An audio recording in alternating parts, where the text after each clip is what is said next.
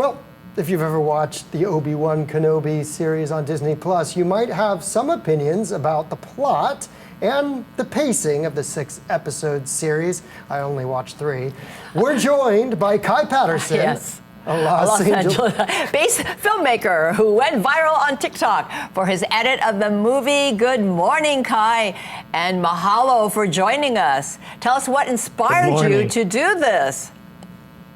Yeah, I mean, I think overall, the Obi-Wan series, there were some things that I had issues with, some of the pacing, and there was a little bit of filler in my opinion. And I want to stress that it's my opinion because I know a lot of people that loved the show. But for me personally, I really wanted to kind of trim down the fat and really get to like the root of the story. And I never really thought it was going to turn out to be a movie, but by the time I was done trimming everything, all the 6 episodes, it happened to be around 2 hours and 30 minutes. And that's how it came to be. I didn't set out to make a movie, but it was coincidence. So have you always been a huge Star Wars fan growing up?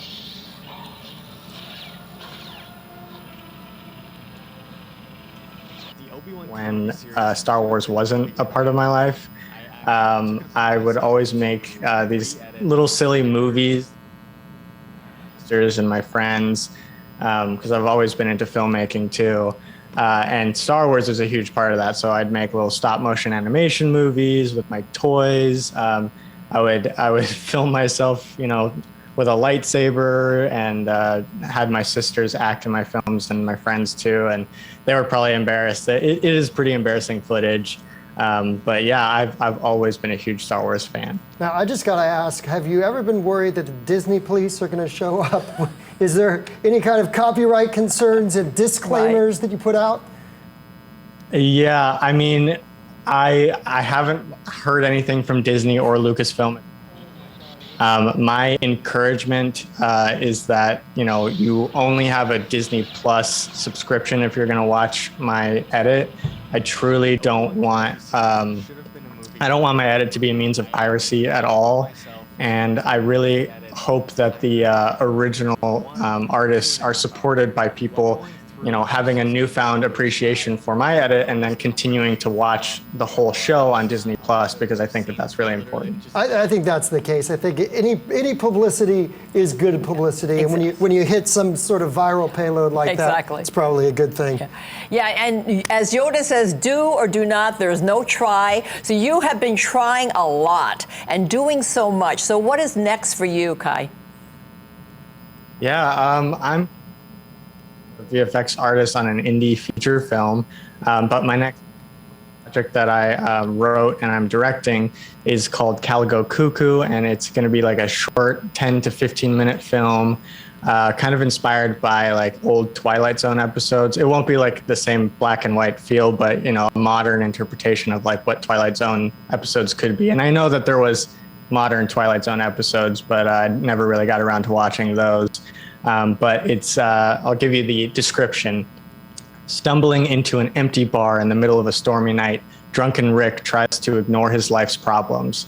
A mysterious man appears from the shadows to offer Rick a better life. All he has to do is win a game of pool. If only it were that simple. So yeah, if you go to any of my social media and follow me, you can find all that on kaipatterson.com, and you'll stay up to date with all the new things that I have going on.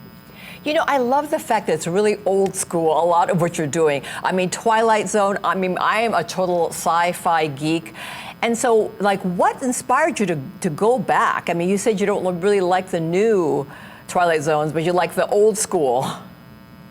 Yeah, I mean, honestly, it's not that like I'm opposed to new stuff, because I getting, especially all of the hard work that people are putting into bringing us good content. But I think sometimes when you watch like an original and that original got popular for a reason, something like Twilight Zone or even Star Wars, like when you really go back to the roots of what made them popular, I think that's what I really like to like study and figure out. It's like, why did this particular thing get so popular and why do people identify with it so much?